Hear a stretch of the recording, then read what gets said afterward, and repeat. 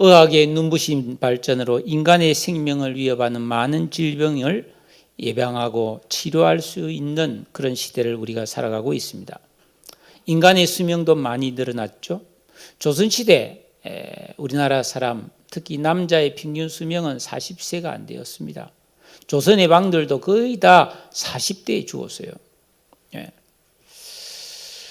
지금은 그러니까 조선시대는 환갑이 됐다면 대단한 거예요. 와 하면서 환갑을 축하했는데 지금은 아이고 환갑잔치 한 사람이 어디 있나 그러잖아요. 그죠?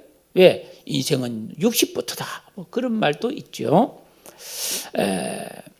최근에 우리나라 통계에 의하면 2018년 통계입니다. 우리나라에서 1년에 한 30만 명 정도가 사망을 하는데 그 원인은 다양합니다. 나이가 많이 들어서 이제 노안이 와서 자연사를 하거나 그건 복된 죽음이죠. 그러나 각종 사고와 질병으로 돌아가시는 경우도 많고 특히 질병 중에서 암과 혈관 질환이 50% 이상을 차지합니다. 그러니까 암은 우리가 잘 알고 이게 혈관이잖아요. 동맥경화라든지 이런 고혈압이라든지 이런 뇌출혈 이런 걸 통해서 돌아가는 게 많은데 그래도 부동의 1위는 암이에요. 암. 1년에 한 23만 명 정도가 걸립니다. 그리고 8만 명 정도가 암으로 돌아갑니다.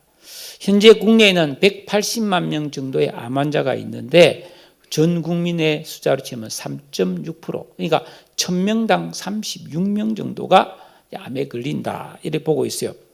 이 암의 발생 원인은 의학적 발표에 의하면은 유전적 요인과 환경적 요인이 있는데 유전적 요인은 어쩔 수 없다 치더라도 제일 중요한 게 환경적 요인인데 우리가 먹고 숨 쉬는 것 때문이에요. 특히 몸에 좋다는 견과류 같은 거 있잖아요. 이 땅콩이나 이 호두나 이것도 상하면 완전 암을 유발하는 독성이 되는 거예요. 우리가 된장 몸에 좋다 하지만 된장도 이게 잘못 발효된 거는 이 곰팡이 독이 있어서 암을 발생시키는 아주 무서운 식품이 됩니다. 단백질이 불에 탄 거, 고기가 탔다, 계란이 탔다 이런 거는 굉장히 위험하죠. 그리고 여러 가지 식품 첨가물, 착색료, 빨갛고 노랗고 이런 데 안에 그 유명한 베스킨라빈스 그런 거 다 물감이죠.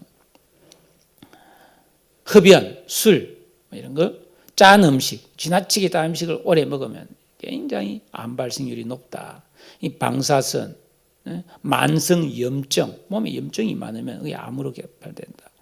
그 다음에 간염균이라든지 아니면 헬리코박터 같은 이런 바이러스 다 하고 또 성면, 건축 재료인 성면, 여러 가지 유해가스나 연기 이런 것들이 이제 우리 몸에 침투해서 암을 일으키는데 너무너무 많다는 거예요.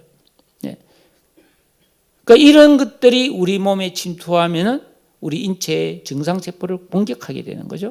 자, 이 그림을 한번 보면은 자, 이게 이제 우리 몸의 정상세포입니다. 노말한 정상세포인데 이 암세포가 침투해서 정상세포를 이렇게 파괴하는 거예요. 멀쩡하게 잘 있는데 발암물질이 또 들어와서 우리의 정상적인 세포를 막 공격한단 말이에요. 그러면 우리 몸은 자연스럽게 반응을 합니다. 그래서 그 정상세포를 보호하기 위해서 자가 면역세포들이 발동하기 시작하죠. 암 억제 물질이 막 우리 몸에서 나오기 시작합니다. 그런데 여러분 문제는 너무 많은 발암 물질이 들어올 수 있잖아요. 계속 술을 마시고 계속 담배를 피우고 계속 안 좋은 음식을 많이 먹고 말이죠. 계속 그러면 암을 유발할 수 있는 년들이 너무 많이 들어오면은 이 면역 세포들이 힘이 딸리잖아요. 그러면 확 해서 이 암덩어리가 돼 버려요. 정상 세포에 암세포가 기생해가지고 사정없이 번식해서 암세포가 만들어져 버리는 거죠. 그러면은 2차 전쟁이 일어납니다. 하나님께서 다 만들어 놓으신 2차 면역 시스템이 작동해서 여기 보면 이제 NK 세포라는 게 있어요. NK, Natural Killer Cell이라고 하는 자연적으로 그 암세포만 골라서 죽이는 킬러 면역 이런 작용이 막 발달, 감마 델타 T세라고 여러 종류가 있어요. 제가 뭐 너무 어려운 의학 용어라서 할 수 없는데 하여튼 이 암을 죽이는 우리 자가 면역 세포의 종류들이 굉장히 많아요. 기가 막힌 것들이죠. 2중, 3중, 4중, 5중으로 방어작용을 해서 암에 안 걸리도록 증상세포를 다 보호하는 거예요. 우리 건강을. 그러니까 사람이 태어나서 살아가는 동안에 평생에 우리 몸에서는 끊임없이 일어난 이런 전쟁이 일어나고 있는 우리 속에서. 그러니까 우리는 하루에도 막 수시로 막 암세포가 우리 속에 들어오는 거예요. 암세포가 아니라 암을 일으킬 수 있는 그런 요인들이 우리 속에 계속 들어온단 말이에요. 네? 근데 문제가 생겨요. 암세포 여기에 또 똑똑한 놈이 돼가지고 면역세포가 자기를 죽이지 못하도록 도망다니는 거예요. 면역세포가 오면 도망가 버리는 거예요. 그리고 변신을 하는 거예요. 변신. 암세포 아닌 것처럼 변신을 일으키고. 그럼 어떻게 돼요? 암세포도 그런 거를 또 잘 찾아낼 수 있도록 더 발전해야 되잖아요. 아니 도둑놈 범죄를 저지른 사람 도망가면 경찰도 더 과학 수사를 하고 더 그런 기술이 발달해서 그런 지능 범죄를 다 찾아내야 되잖아요. 그처럼 면역이 더 증강시켜야 된단 말이죠. 그거는 우리가 할 수 있는 게 아니에요. 하나님이 해주셔야 돼요. 많은 의사들이 고백합니다. 솔직히 지난 50년간 전 세계 의학계가 이 암을 정복하기 위해서 연구를 하고 노력했는데 아직 의학적으로 확실한 예방법도 없고 치료법도 없어요. 조기 발견하지 않으면 진행된 암은 거의 치료하기가 어렵습니다. 그리고 치료한다 해도 어마어마한 고통이 따르는 거예요. 결국 우리의 생명은 하나님 지켜주셔야 됩니다. 나의 면역 기능을 만든 분도 하나님이고 내 생명의 기한을 정해주는 분도 하나님입니다. 이거 여러분이 우리가 인정하고 살아야 돼요. 내가 지키지 못하는 거예요. 그런데 하나님이 지켜주시면 암도 바이러스도 하나님이 주관하시는 이 면역 체계를 통해서 다 이겨낼 수 있는 겁니다. 여러분, 나는 하나님 말씀을 잘 안 지켜도 내 면역 세포는 하나님 명령을 따릅니다. 예? 이 은혜를 알아야 하는 거죠. 우리는 늘 건강 유의하고 조심하고 건강 관리를 하잖아요. 그러나 우리 안에서 무슨 일이 일어나고 있는지는 아무도 모른단 말이죠. 예? 여러분, 그러나 여러분 기억하세요. 나를 이 세상에 보내신 분도 하나님이고 나를 택하여 구원하신 분도 하나님이시고 집요한 암세포의 공격을 막아낼 수 있도록 하나님이 만드신 면역세포도 하나님이시고 마귀의 공격을 무력화하시고 우리를 구원하여 사명도 주시고 은혜도 주시고 영원한 길로 인도하신 분도 하나님이세요. 그 모든 것을 결정하는 건 하나님이에요. 내 생명도 내가 결정할 수가 없다는 것을 우리는 겸손히 인정해야 돼요. 그럼 어떻게 해야 될까요? 어떻게 살아야 될까요? 어떻게 신앙생활을 해야 될까요?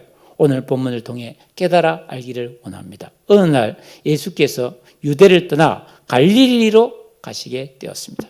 지도를 한번 보겠습니다. 자, 예수님께서 여기가 유대 지방입니다. 이게 예루살렘이에요. 갈릴리는 여기입니다. 이 갈릴리 호수거든요.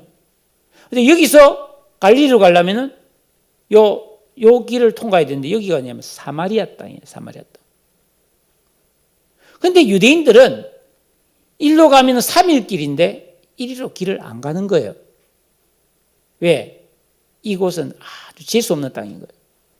그래서 유대인들은 요 갈릴리 호수에서 여기가 사해바다인데 요단강이 쭉 강이 흐르고 있는데 요 강을 건너서 베레아 지방을 통과해서 빙 둘러갔어요. 이렇게 빙 둘러갔어요. 그러면 6일 길입니다. 6일 길. 왜 이런 짓을 했는가? 주전 722년에 아수르에 의해서 북왕국 사마리아가 멸망하지요. 그때 아수르는 그 북왕국을 완전히 지도에서 없애기 위해서 이방인들을 그 중에 이주시켜서 혼혈인을 만들어버렸어요. 혼혈인을. 참 우리가 일제 30년 있으면서 우리나라 사람과 일본 사람이 막 같이 막 혼혈 안 한 것도 참 놀라운 일 중에 하나예요. 그죠? 예. 자, 그래서 유대인들은 9절에 보니까 그 혼혈족이 된 사마리아 사람을 혐오해서 상종하지 않았다. 아예 그냥 교분을 나누지 않았다는 겁니다. 인간관계를 안 했어요. 보기도 싫었어요. 그 땅도 안 갔어요. 그래서. 예. 그런데 예수님은 그 유대 지역에서 저 갈릴리로 가시면서 일부러 그 사마리아 땅을 지나서 가게 되었다. 한낮에 뜨거운 햇볕을 받으면서 걸어가는데 너무너무 피곤했습니다. 그리고 드디어 사마리아에 있는 수가라고 하는 동네에 이르러서 피곤하여 우물 곁에 앉으셨다. 그때는 시간이 언제라고 그랬습니까? 6절에 6시쯤 되었다. 6시는 우리나라 시간으로는 낮 12시입니다. 항상 성경 시간은 더하기 6을 하면 된다고 그랬죠. 그러면 한낮 정오였다는 것입니다. 그러자 제자들은 예수님을 그 우물가에 두고 마을에 음식을 사러 갑니다. 그리고 예수님은 혼자 우물가에 다 인적이 없는 그런 우물가에 있는데 누군가 인기척의 소리를 내면서 다가오고 있었습니다. 7절에 보니까 사마리아 여자 한 사람이 물을 기르러 왔다. 우연처럼 그 사마리아에 사는 한 여인이 그릇과 뚜레박을 가지고 물을 기르러 왔단 말이에요. 한낮, 대낮 12시에 그 더울 때 그 물을 혼자서 기르러 왔다고 하는 것은 이 여자는 다른 사람들의 이목을 피하며 그렇게 살아야 될 어떤 사연이 있는 여인임을 암시해주고 있습니다. 무슨 사연이 그리 많은지 여행가 가사에 그런 거 있잖아요. 사연이 그리 많은지 알 수 없지만은 어쨌든 마을 사람과 어울리지 못하고 소외된 한 여인이었다는 것이죠. 그렇지만 바로 그 이유 때문에 이 여자는 혼자 예수님을 만날 기회를 갖게 되었고 대화가 시작됩니다. 예수님께서 먼저 그 여자에게 말합니다. 물을 좀 달라. 옛날 이야기 많이 나오잖아요. 나그네가 탁 어느 길을 가다가 목이 말라서 우물가에 물을 깃는 아가씨에게 아가씨 나에게 물을 한 잔 주시오 하니까 아가씨가 예 하면서 탁 물을 한 그릇다가 거기에 버드나무 이파리를 톡 대가지고 안에 탁 뿌려서 주잖아요. 그 나그네가 아니 내가 물을 달라 했는데 나뭇잎은 왜 넣어주는 거예요? 그러니까 제가 보아하니 너무너무 목이 마르신 것 같은데 물을 커피 마시면 자문하면 체할 수 있기 때문에 천천히 마시라고 그렇게 해드렸습니다. 그런 이야기가 있잖아요. 근데 이 사마리아 여자는 물을 안 줘요. 아니, 당신은 유대인으로 어찌하여 사마리아 여자인 나에게 물을 달라 하나이까? 이렇게 반문을 합니다. 왜냐하면 유대인들은 그 사마리아 사람과 아예 상종을 안 하잖아요. 부정하다, 재수없다 이렇게 생각하거든요.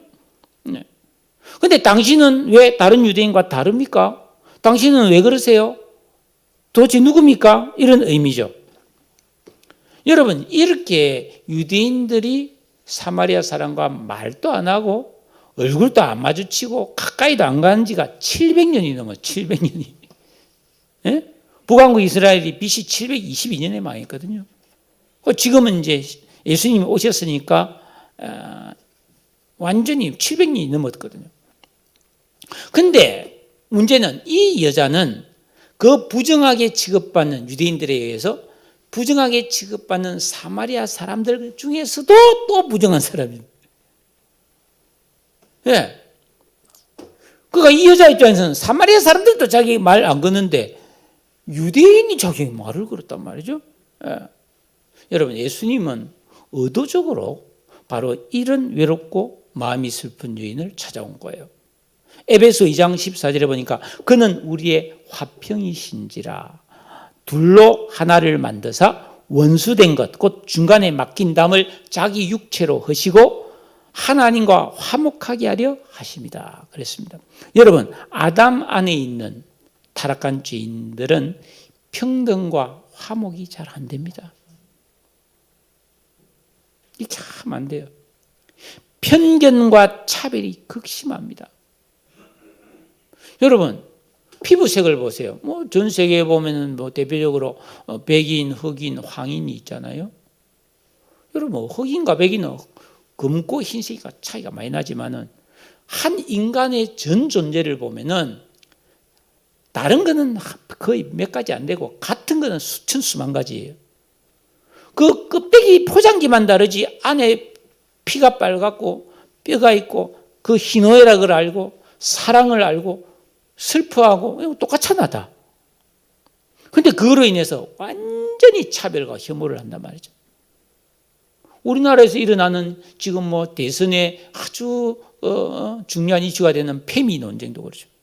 남녀 굉장히 차별이 심하잖아요. 역차별도 있고 말이죠.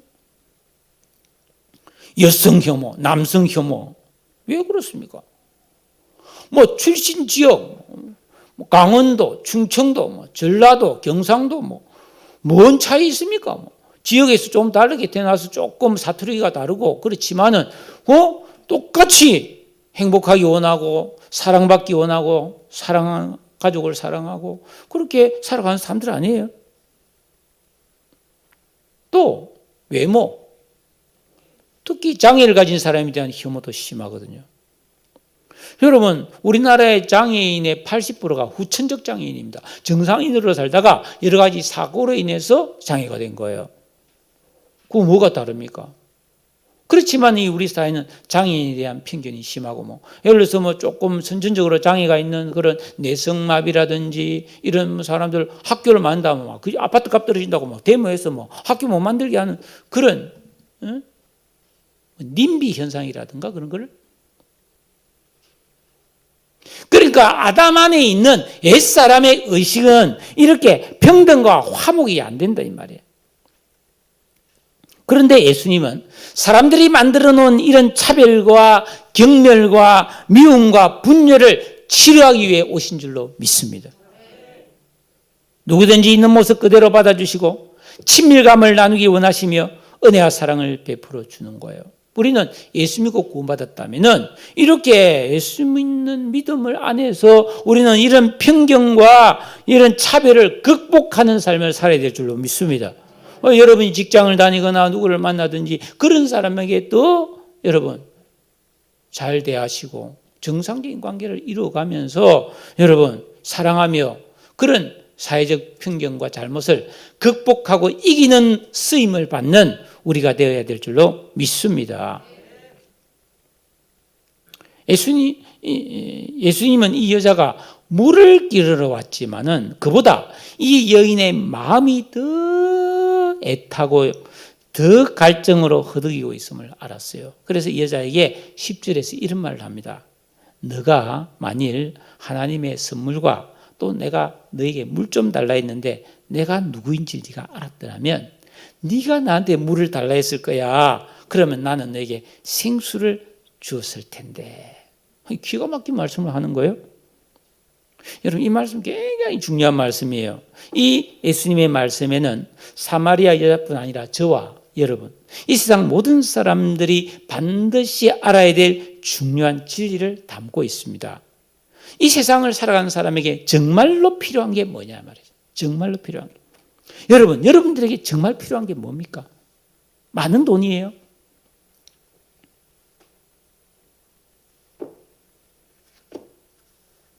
노후를 편안하게 보낼 수 있는 수십억의 돈이 제일 필요합니까? 딱 하나를 구하라면 그걸 구하겠습니까? 예수님께서 이 여인에게 한 말씀 중에 세 가지 핵심 내용이 있어요. 첫째는 너는 하나님께서 주시려는 선물을 아느냐? 선물. 야고보서 1장 17절에 온갖 좋은 은사와 온전한 선물이 다 위로부터 빛들의 아버지께로부터 내려온다. 그러니까 하나님은 사랑하는 사람에게 반드시 필요한 선물을 주는데 믿음, 구원, 용서, 의롭다 하심, 사랑, 위로, 소망, 그의 때를 따라 돕는 은혜, 온갖 선물을 우리에게 거저 주시는 분이다. 이 말. 여러분, 이 세상에도 좋은 선물이 많죠. 우리가 살다 보면 손수건, 양말 이런 것부터 시작해서 선물을 과일도 선물 받을 수 있고 건강식품을 선물 받을 수도 있고 그렇잖아요. 예? 장갑을 선물 받을 수도 있고 그걸 좋은 선물이 많죠. 그러나 그런 선물은 다 있어도 그만 없어도 그만 안 받아도 그만 받아도 잠깐 기쁠 뿐이지. 근데 하나님이 주시는 선물, 이 영원하고 우리 인생에 없어서는 안 될 이런 선물을 내가 알고 그것을 간절히 사모하며 구하고 있느냐. 그런 선물 알고 있냐 이 말이에요. 예수님이 이 여자에게 물었어요. 둘째, 지금 내가 너한테 물 좀 달라는데 내가 누군지 너 아니? 마태복음 16장 15절에 예수님이 제자들에게 물었어요. 너희는 나를 누구라고 하냐? 나를 누구로 알고 있느냐? 지금 여러분 사마리아 여인이 대면하고 있는 이분이 누구신지 지금 모르고 있어요. 이 여자는. 근데 우리는 알잖아요. 여러분 그러면 내가 지금 누구에게 예배드리고 있어요? 지금 내가 은혜 받기 위해서 여기 와 있습니까? 아니에요. 우리는 하나님께 예배드리기 위해 와 있는 거예요. 하나님께 드리는 시간이에요. 이 시간. 내가 믿고 의지하고 따르는 주님이 과연 어떤 분인지를 아느냐 말이에요. 예? 그분은 창조주요, 섭리주요, 심판주요. 이 세상을 창조하신 주인이고요. 이 세상을 그분 뜻대로 운행하시고 다스리는 섭리주요, 영원히 심판한 심판주예요. 만왕의 왕이시며 지혜와 명철이 한이 없으신 평화의 왕, 전능하신 하나님, 자비롭고 은혜로우신 사랑의 주님이잖아요. 졸지도 않고 줌시지도 않고 내 면역세포를 주관해요. 나는 관심도 없어. 암세포가 들어간지 몰라. 근데 그것이 다 작동해서 내 병을 지켜주도록 그런 걸 역사하는 분이 하나님이란 말이에요. 영원한 생명길로 인도해 주시는 나의 왕 나의 주님이세요. 자, 예를 들어서 보세요. 5계명에 네 부모를 공경하라. 그러면 내게 준 땅에서 내 생명이 길리라 그랬잖아요. 너의 생명이 길리라. 에베소 6장에서는 네 부모를 공경하라. 그러면 네가 땅에서 잘 되고 장수한다. 그러면 잘 되는 게 내 노력만으로 안 되잖아요. 하나님은 잘 될 수 있도록 여러모로 도와주는 거예요. 장수하려면 어떻게 돼요? 아니 병균이 들어오고 바이러스가 침투하면 안에서 다 막아내야 장수하는 거 아니에요? 그리고 사고나 환란이나 우환이 오는 것도 천재지변이 오는 것도 하나님이 다 막아줘야 오래 사는 거 아니에요? 그 하나님은 그런 거를 내가 전혀 모르고 사는 동안에도 다 하시는 분이란 말이에요. 그러니까 이런 예수님을 믿고 이런 예수님을 내 인생의 주인과 왕으로 모시고 그분 말씀에 순종하면서 그분과 깊은 사귐을 가지며 사는 여기에 우리가 초미의 관심을 가져야 되는데 다른 사람이 예수 믿는 사람도 별로 관심이 없단 말이에요. 세상사, 세상일에 험한 것에 치심하고 있는 거예요. 저는 요즘 우리 TV에 무슨 연속극이 있는지 잘 모르겠지만은 예를 들어서 옛날에 허준 드라마를 했다든지 장금, 대장금 그런 거 할 때 와, 다음에 어떻게 될지 궁금해가지고 손꼽아 기다리면서 그 시간이 방송 시간을 애타게 기다리고 못 보면 재방송 보고 그게 관심이 굉장히 집중되잖아요. 연속 보면 그죠? 우리가 하나님께 대한 그런 관심과 기대감을 가져본 적이 있느냐 이 말. 예? 없다면 그건 하나님이 어떤 분인지 예수님이 어떤 분인지 모르기 때문이다. 세 번째로 너 지금 목말라서 물 기르러 왔는데 너 나한테 진짜 물을 달라고 해야 돼. 그러면 내가 너한테 생수를 준다. 여러분 이게 무슨 말입니까? 이 여인은 마실 물을 위해서 육신을 위해서 그 우물가에 물을 기르러 왔지만 예수님께서는 그 심령을 해결하는 생수를 주실 수 있다는 겁니다. 요한복음 7장 37절 지금 4장이잖아요. 조금 뒤에 가면 누구든지 목마르거든 내게로 와서 마시라. 나를 믿는 자는 성경에 이른 바와 같이 그 배에서 생수의 강이 흘러나오리라. 이는 그를 믿는 자들이 받을 무엇을? 성령을 가리켜 말씀하신 것이다. 여러분 예수 믿고 구원받으면 우리에게는 누구나 차별 없이 성령을 부어주신다고 그랬어요. 왜? 우리가 육체에 익숙해 있는데 우리 안에 성령을 보내주셔서 그 성령의 도움을 받아 영적인 삶을 살게 하는 의도가 있는 거예요. 그래서 그 영적인 힘을 가지고 예배를 드리고 말씀에 순종하고 영적인 힘으로 기도하고 영적인 힘으로 일하고 하나님의 뜻대로 봉사하고 의탁하면 어떤 일이 생기는가? 자, 똑같은 일도 영적으로 할 수 있습니다. 예를 들어서 내가 밥을 한다. 이거 밥 하지. 맛있게 해야지. 하지만 죽게 하듯이 하나님께 기도하면서 찬송하면서 믿음으로 밥을 준다. 그 영적으로 한 거거든. 그런 영적인 삶을 살면 어떻게 되느냐? 위로부터 평안과 위로와 기쁨과 안도감과 소망과 영적 행복감이 우리 심령에 충만해진다는 거예요. 복음송에 따스한 성령님 마음으로 보내 내 영을 감싸며 주어지는 평안함 만족감을 느끼네 그러잖아요. 이사야 12장에도 보면 이런 말씀이 있죠. 보라 하나님은 나의 구원이시라 내가 신뢰하고 두려움이 없으리니 주 여호와는 나의 힘이시며 나의 노래시며 나의 구원이심이라 그러므로 너희가 기쁨으로 구원의 우물들에서 물을 기르리라. 여러분 내가 받은 구원의 은혜 안에서 내게 주신 성령의 도우심을 받아서 우리가 이 세상을 살아갈 때 우리는 날마다 수고와 상처와 피곤함과 속상함과 안타깝고 슬픈 일을 겪습니다. 그것을 다 그 구원의 우물에서 물을 길어 마심으로써 치유가 된다 이 말이에요. 그래야 죄를 이기고 고통과 아픔을 이기고 쓰러지지 않고 이 거룩한 믿음의 길을 기쁘고 감사하게 살아갈 수가 있다 이 말이에요. 이게 하나님의 방법이에요. 그러니까 우리가 이 세상을 한숨 푹푹 쉬면서 아이고 못 살아 아이고 못 살아 그렇게 사는 삶을 말한 게 아니라는 거예요. 기쁘고 감사하게 살려면 이런 성령 안에서 은혜가 임해야 된단 말이에요. 이게 마치 목마른 사람에게 주는 생수와 같아 이 말이에요. 생수. 목마른 내 심령을 적시는 생수와 그래야만이 우리가 정말 기쁘고 감사하고 좋은 삶을 살 수 있다 이 말이에요. 이런 영적 원리를 알고 살아가는 사람이 드뭅니다. 왜냐하면 이런 말씀은 미스테리 하거든. 미스테리. 이거 뭐 하나님이 꼭꼭 감춰놓고 막 안 가르쳐줘. 그게 아니고 다 말씀해 주면서 들을 때는 그런가 보다 싶은데 이것을 지키며 살기가 이상한 거예요. 어려운 거예요. 힘들어서 그런 게 아니라 우리의 존재가 그런 삶과 별로 안 친한 거예요. 너무 육적이기 때문에.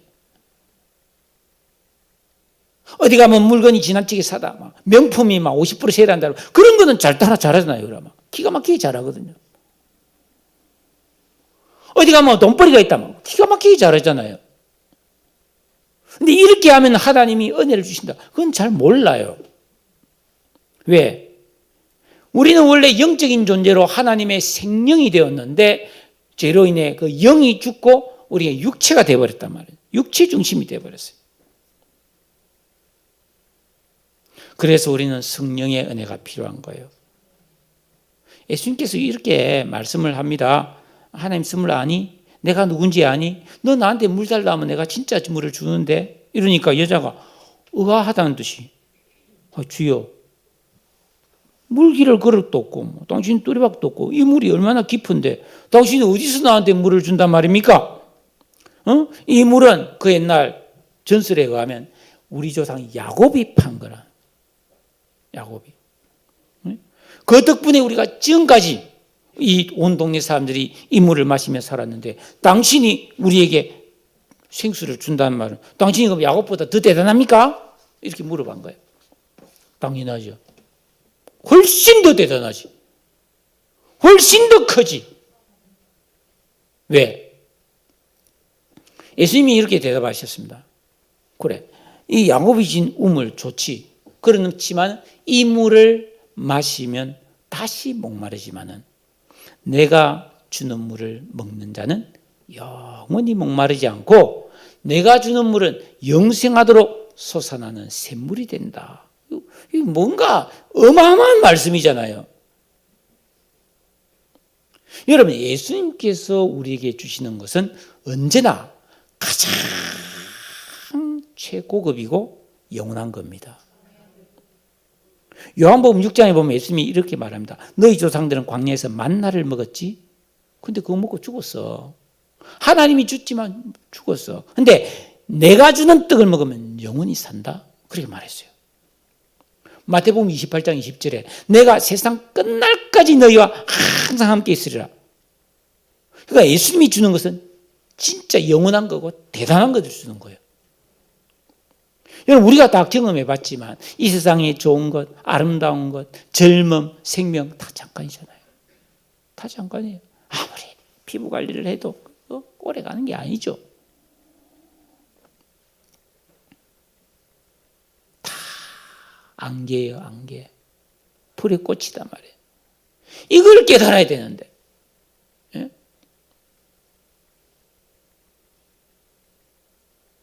제 친구 중에 커피만 전문으로 하는 목사가 한 명 있잖아요. 저 강릉 경포대 테라로사라고 하는 커피집이 있어요. 그 커피 바이어들이, 자체 바이어들이 전 세계를 다니면서 좋은 커피를 구하러 다니는데, 예를 들어서 저 에티오피아에서 콜롬비아에서 이런 에스메랄다라든지 좋은 커피를 다 구해가지고 항공으로 직송합니다. 그러면은 공지를 띄우는 거예요. 지금 무슨 콜롬비아 에스메랄다 AA 커피 이게 도착해, 내일 아침에 도착하는데 선착순 40명 내일 오전 11시에 그 커피를 마실 수 있으면 신청하세요. 바로 바닥나요. 전국에서 그 커피 마시러 온다. 그걸 마시면 그때 잠깐 기쁘겠지. 그지 잠깐이죠.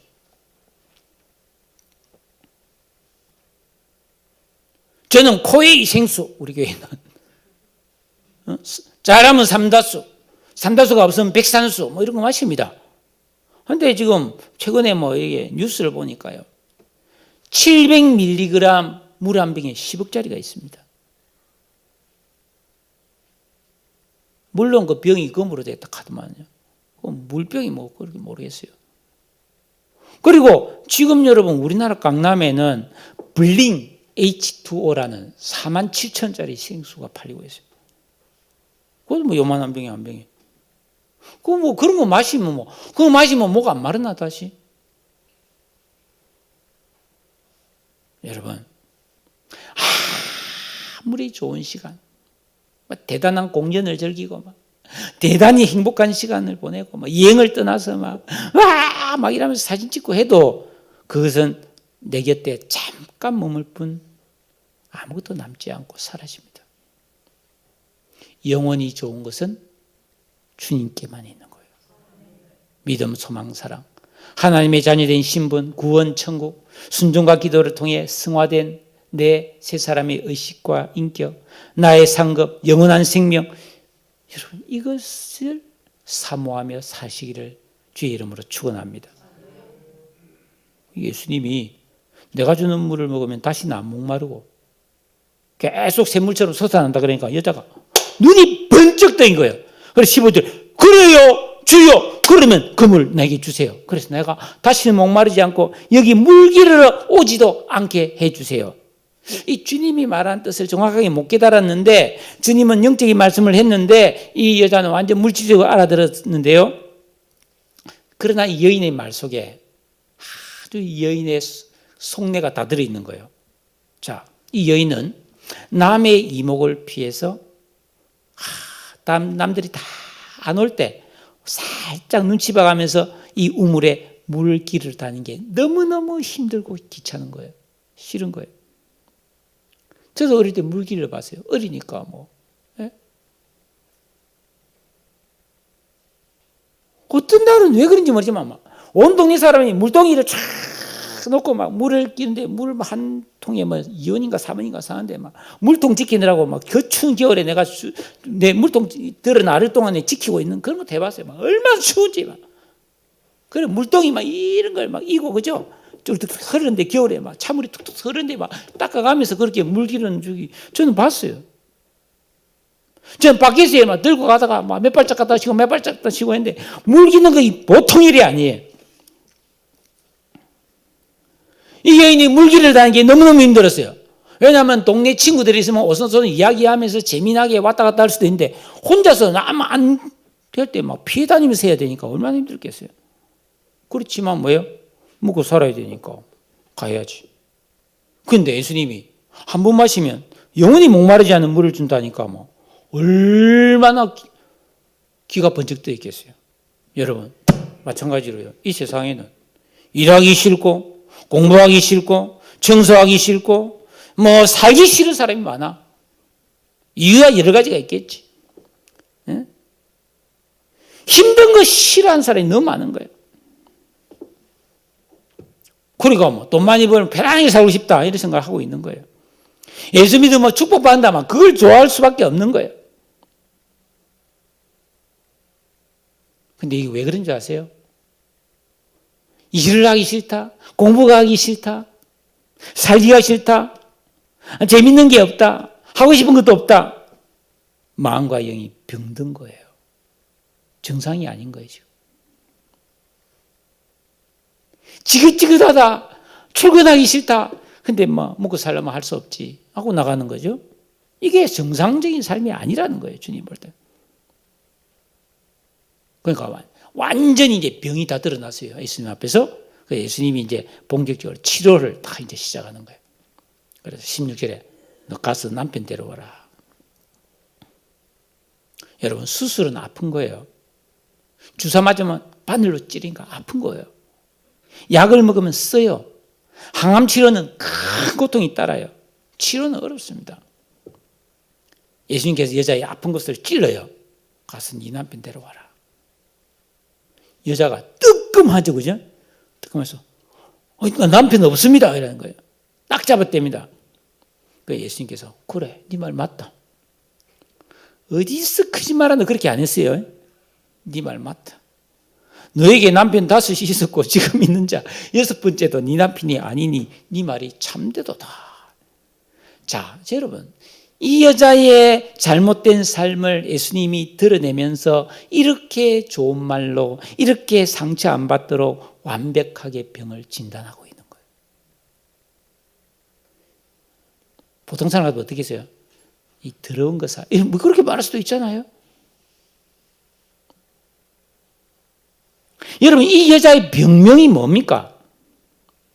다른 사람을 피해 아무도 없는 한낮에 혼자 물 기르러 와야만 하는 부끄러움, 사람을 마주치기 싫어하는 이런 회피, 소외감, 목이 마르니 어쩔 수 없이 물은 기르러 와야 되지만 너무너무 지겹고 하기 싫은 마음, 기쁨도 없고 소망도 없고 하고 싶은 것도 없고 사랑하는 사람도 없고 만사가 귀찮은 슬픔과 두려움, 어두움이 이 여자의 목마름이고 심각한 병이었습니다. 마음의 병이죠. 그런데 성경을 가만히 읽어보니까요. 주석에도 없어요. 저는 제가 읽다가 브랜드 사장님이 깨닫게 해주셨는데 이 여자가 아무 노력도 안 한 건 아니에요. 자기 나름대로 노력을 해봤어요. 어떻게 노력해봤냐. 20절에 갑자기 이 여자가 선지자 같습니다. 그러면서 우리 조상들은 이스라엘에서 예배했는데 당신들의 말은 예배할 곳이 예루살렘에 있다 하더이다. 이 말은 뭐냐면 이 여자가 그 사마리아에 있는 그리심산이라는 곳에 거기도 예배당이 있었던 것 같아요. 거기서 남대로 열심히 예배하고 기도하면서 자신의 이 답답하고 안타까운 문제가 하나님의 은혜로 해결되고 치유되기를 기대한 것 같아요. 그런데 아무리 기도 예배하고 했는데도 효과가 없는 거예요. 예배 드렸지만 별로 나아지는 게 없다는 말이에요. 그래서 이 사마리아 산, 이 그리심산이 효력이 없는 거 아니야? 유대인들이 막 효력이 있다고 말하는 예루살렘에 가서 내가 예배 한번 드려볼까? 교회 한번 옮겨볼까? 이 생각을 한 거예요. 그러니까 예수님이 아니, 이 산에서도 하지 마. 예루살렘에서도 하지 마. 하나님을 올바르게 알고 예수를 올바르게 믿고 어디서든지 영이신 하나님께 성령으로 하나님 말씀으로 예배를 드리면 하나님은 그런 예배자를 만나 주시는 거야. 여러분, 예배 장소가 중요하다면 우리나라에서 예배 드릴 때는 한 군데도 없어요. 다 예루살렘 가야 됩니다. 아니죠. 내 주 예수 모신 곳이 그 어디나 하늘나라입니다. 하나님 앞에요. 그러면 여러분, 영과 진리로 예배하라 하는 이게 뭐가 영과 진리로 예배하는 거예요? 이거 진짜 많이 들은 이야기인데 정확하게 알기가 쉽지 않아요. 우리가 성령, 우리에게 있는 성령의 은혜를 힘입어서 하나님 예수님을 올바르게 알고 그분을 내 인생의 진정한 주인과 왕으로 모시고 진리의 말씀, 성경 66권 요약하면 예수님께서 완성하시고 완전케 하신 이 세 계명, 10계명을 지키면서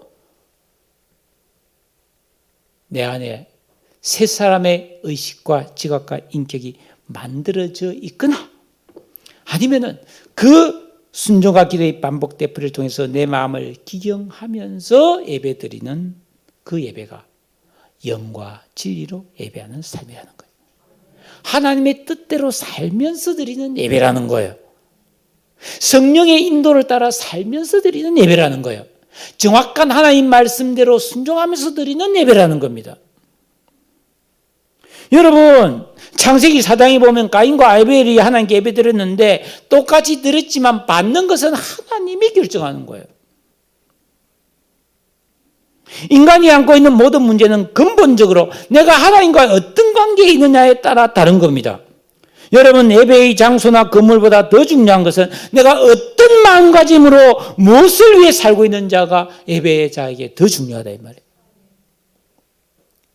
코로나 시대를 맞이해서 교회에 나오기가 어려워서 집에서 예배 드린다. 드릴 수 있죠. 그러나 거기서 정말 영과 진리로 온전히 예배를 드릴 수 있느냐 말이에요.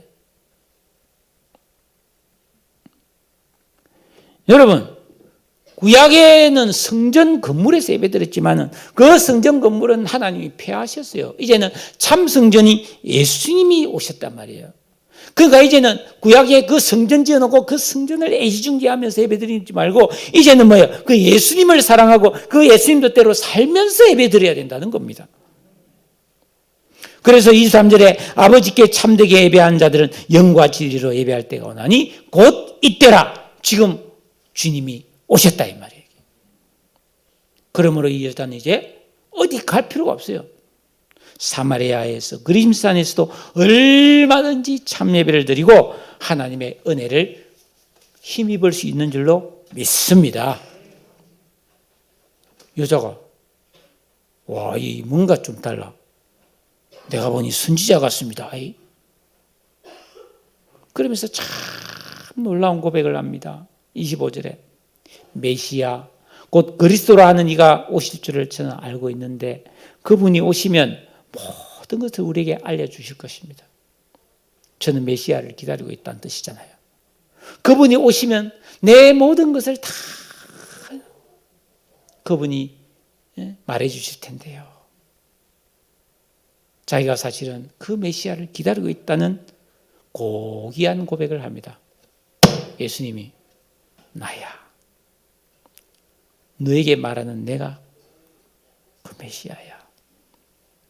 그때 여인의 심령에 성령의 역사가 팍 일어나면서 여자가 막 눈이 확 밝아져서 예수님을 믿게 되죠. 그 여자의 슬픔과 목마름이 해결이 됩니다. 그 여자는 물동이를 버려두고 동네로 들어가서 내가 그리스도를 만났다 하고 외치잖아요. 사마리아에서 최초로 주님의 증인이 됩니다. 예수님은 이와 같이 마음이 슬픈 한 여인을 치료하여 구원해 주기 위해 이 사마리아 우물가를 찾아오신 거예요. 암 환자로 투병하던 한 성도가 그 투병 중에, 그 고통 중에 예수님을 깊이 만나서 마음의 치유를 받았는데, 그래서 그가 이런 말을 했습니다. 내가 태어날 때 나는 울었고 우리 가족들은 기뻐했다. 내가 죽으면 우리 가족들은 슬퍼 울겠지만 나는 웃으면서 주님을 만나리라. 우리가 주일에 교회 와서 예배드리는 거 소중합니다. 그러나 여기에 참석한 것을 예배의 전부라고 생각하면 잘못입니다.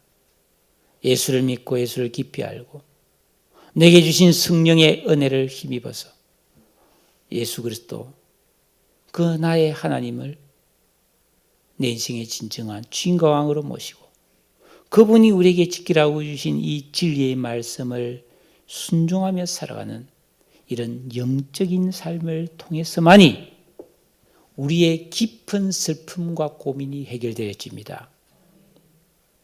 이거 치료 안 받으면 우리 어떻게 삽니까? 지긋지긋하다. 하기 싫다. 살기 싫다. 그런 생각이 자꾸 나오는 거예요. 돈을 벌어도 돈을 벌면 좋긴 한데 행복하지도 않고. 여러분, 육신의 면역 능력뿐 아니라 우리 마음과 영이 죄를 이기는 능력도 하나님이 주시는 겁니다.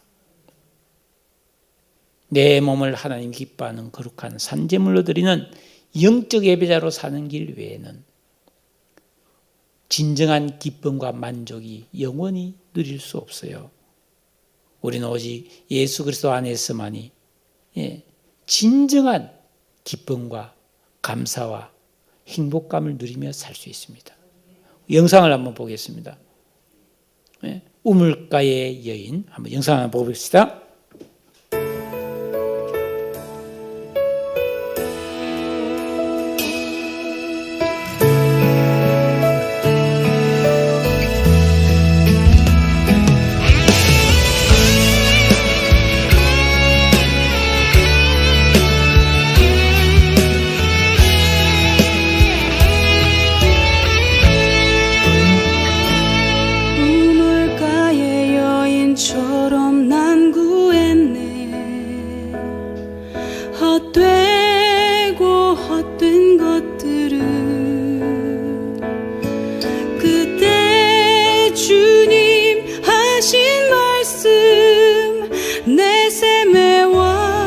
생수를 마셔라.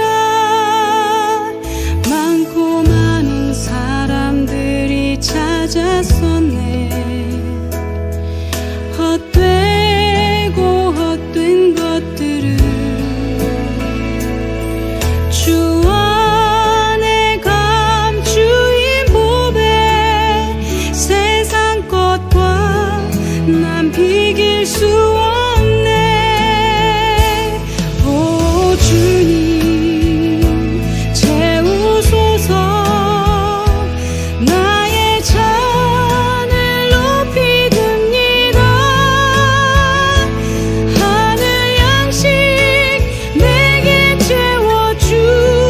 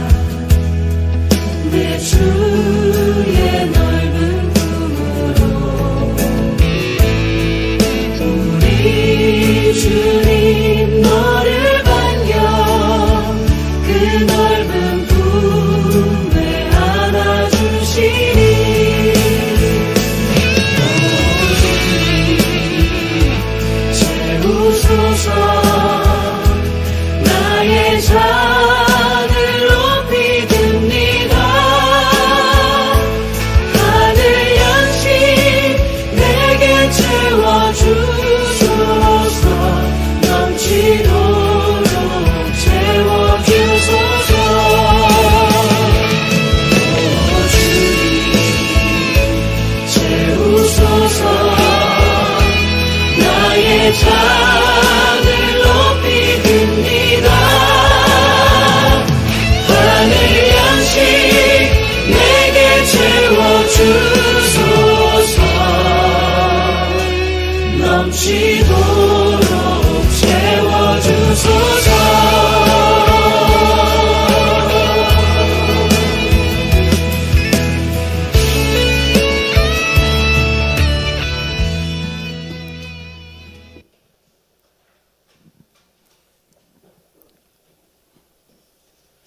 여러분은 내 삶에 무엇이 있어야 정말 행복하고 기뻐지겠습니까? 사람들은 다 돈 많이 벌면 될 거라고 생각합니다. 예뻐지면, 지위가 높아지면, 인기를 얻으면, 사업에 성공하면, 그러면 행복해질 거라고 생각하잖아요. 정말 그럴까요? 솔직히 생각해보자. 인생은 한 번뿐이잖아요. 정말 그렇게 생각하냐고요? 그렇지 않잖아요. 그렇지 않잖아요. 왜? 인간은 영혼육을 가진 전인격적 존재니까 내 몸한테만 잘해준다고 해도 전혀 기쁘지 않아요. 진짜 중요한 건 내 영의 행복감이거든. 이거는 오직 하나님만이 주시든지 아니면 뭐야? 귀신, 마귀한테 휘둘리든지 둘 중에 하나예요. 이 영의 은혜가 진짜 중요해요. 하나님이 우리 안에 이미 성령을 보내주셨어요. 이 면역입니다. 면역. 우리 몸에 면역세포와 같이 우리 영의 성령을 이미 보내주셨어요. 우리를 보호하십니다. 그 은혜를 힘입어야 돼요. 그래서 우리가 면역을 강화해야 되잖아요. 요즘 코로나19를 하면 면역이 튼튼해야 된다. 여러분, 우리가 순종과 기도의 삶을 살 때 우리 안에 성령이 또 충만해져야만이 우리가 죄를 이기고 모든 슬픔과 고통을 이기면서 기쁘고 감사하고 행복하게 살 수 있는 거예요. 여러분, 이 길을 가야 되고 이런 삶을 살 때 이 땅에서도 기쁘고 영원한 하나님 나라에서도 상을 받는 거예요. 하나님은 우리에게 이런 삶을 영원히 목마르지 않는 삶이라고 말했어요. 여러분, 이 생수를 받아 마시기를 주의 이름으로 축원합니다. 기도하겠습니다. 오늘 이 말씀을 생각하면서 우리 다 같이 주여, 헛되고 헛된 것만 자꾸 구해봤자 자꾸 목만 더 마른데 그거 말고 영원히 우리에게 주고자 하는 진정한 하늘 생수 마시기를 원합니다. 주님, 내가 진정 주님을 내 인생의 주인공으로 모시고 이 순종과 기도에 진정한 믿음의 길을 가기를 원합니다. 도와주시고 성령으로 충만케 하여 주시옵소서. 우리 다 같이 예수 이름으로 기도하겠습니다. 사랑의 주님, 감사합니다. 오늘 우리에게 참 이 짧은 시간이지만은 놀라운 진리의 말씀을 들려주셨습니다. 주여, 이 세상에 있는 것들은 다 다시 목마른 것들 뿐, 마셔도 또 목마르고 가지도 또 불만족한 것일 뿐입니다. 주님, 그러나 참으로 진정으로 목마르지 않는 참 기쁨을 주고 영원한 행복감을 주는 이 하나님의 은혜를 사모하며 이 생수를 마시기를 원합니다. 오 주여, 인도하여 주시옵소서. 아버지 하나님, 더 이상 시간을 허비하지 않기를 원합니다. 헛되고 헛된 것을 구하지 않기를 원합니다. 주님을 사랑하고 하나님이 주시는 진정한 생수를 마시기를 원합니다. 아버지, 인도해 주시고 함께하여 주시고 도와주시옵소서. 우리 성조를 비롯한 우리 모든 성도들, 믿음의 형제자매 가족들, 교우들에게 이런 귀하고 좋은 은혜를 주셔서 실정나고 지긋지긋하고 화나고 짜증스럽고 이런 아버지 하나님 어둡고 아버지 하나님 소외되고 슬픈 심정, 아버지 하나님 치유받게 하시고 기쁘고 감사함으로 정말 열정을 가지고 살아가는 비전과 꿈이 있는 저희들이 되게 하여 주시옵소서. 예수님 거룩하신 이름으로 기도드립니다. 아멘.